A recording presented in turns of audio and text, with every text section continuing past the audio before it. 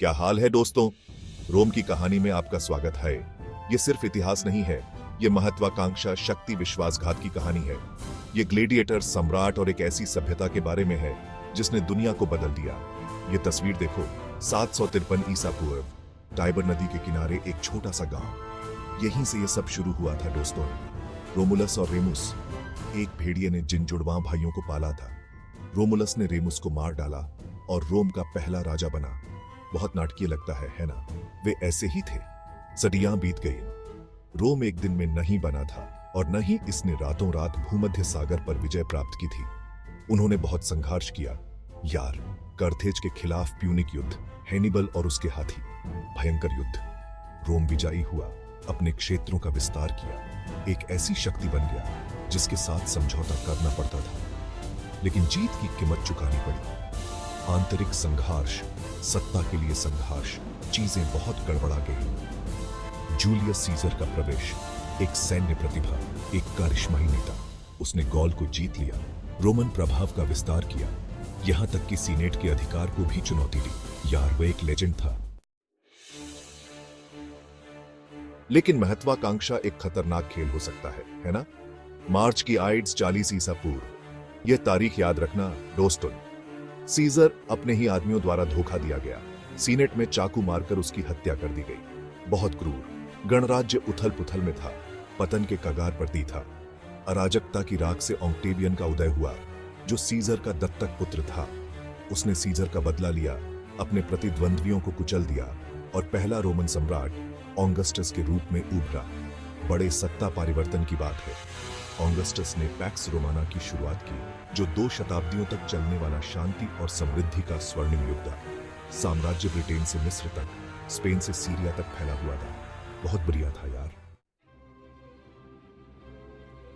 यह रोम अपने चरम पर थी।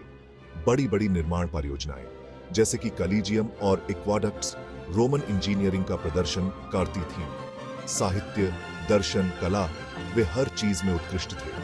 ट्रोजन और हेड्रियन जैसे सम्राटों ने साम्राज्य का अपने सवा से बड़े स्तर तक विस्तार किया। उन्होंने दीवारें, सड़कें और स्मारकें बनाई, इतिहास पर अपनी छाप छोड़ी। लेकिन कहते हैं ना, हर अच्छी चीज का अंत होता है। भाग 4, नींव में दरारें। पतन के बीज बोए गए थे। आंतरिक संघर्षों, आर्थिक संकटों और बर्बर आक्रमणों ने साम्राज्य को कमजोर करना शुरू कर दिया था।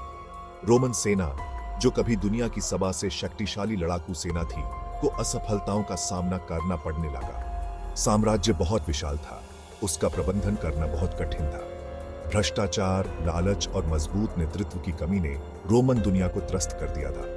यह ताश के पत्तों के घर की तरह था, जो बस ढहने का इंतजार कर रहा था।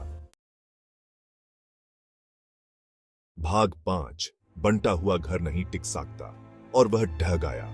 285 ईस्वी में सम्राट डायोक्लेटियन ने यह महसूस करते हुए कि साम्राज्य बेकाबू हो गया है, इसे 2 भागों में बांट दिया, पश्चिमी रोमन साम्राज्य और पूर्वी रोमन साम्राज्य। यह साम्राज्य को बचाने का एक हताश करने वाला प्रयास था, लेकिन यह काफी नहीं था। पश्चिमी रोमन साम्राज्य, जो आंतरिक कलह और बाहरी दबाव से कमजोर हो गया था, अपनी ही समस्याओं के बोझ तले दब गया। बर्बर लोग फाटकों पर थे और कभी शक्तिशाली रही सेनाएं उन्हें रोकने में असमर्थ थीं। भाग 6, पतन। खंडहारों में एक विरासत। 476 ईस्वी में आखिरी रोमन सम्राट रोमुलस ऑगस्टुलस को एक बर्बर सेनापति ने अपदस्थ कर दिया था। पश्चिम में कभी शक्तिशाली रहा रोमन साम्राज्य गिर गया था। यह खत्म हो गया था या हुआ था। पूर्वी रोमन साम्राज्य, जिसे बाद में बीजांटिन साम्राज्य के रूप में जाना गया, एक और 1000 वर्षों तक जीवित रहा, जिसने रोमन कानून, संस्कृति और परंपराओं को संरक्षित रखा। रोम की विरासत बनी रही, उनके कानून, उनकी वास्तुकला, उनकी भाषा, यह सब हमारे चारों ओर है दोस्तों। आज भी हम उस भव्यता से प्रेरित हैं जो रोम थी।